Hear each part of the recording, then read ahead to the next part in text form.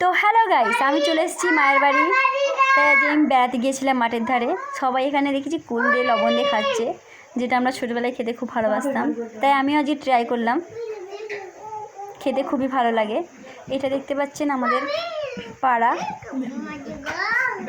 আপনাদের এখন আমি মাঠ দেখাবো। বেবিটা হচ্ছে আমার ভাইজি,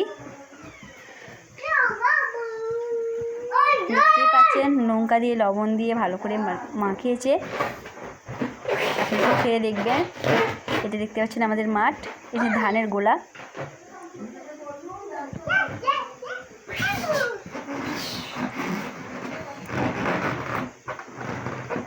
টাটা গাইস, বাই বাই, আবার দেখা হবে নেক্সট ব্লগে।